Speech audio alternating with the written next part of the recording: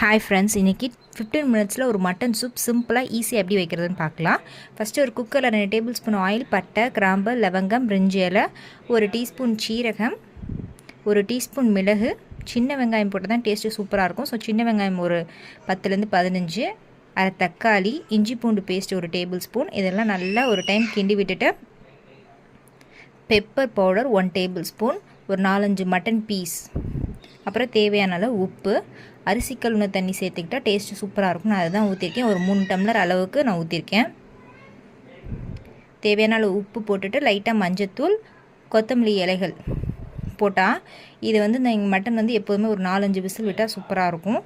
4-5 whistle விட்டு இறக்கணுன்னா சூப்பரான mutton soup ready ஆகிடும்.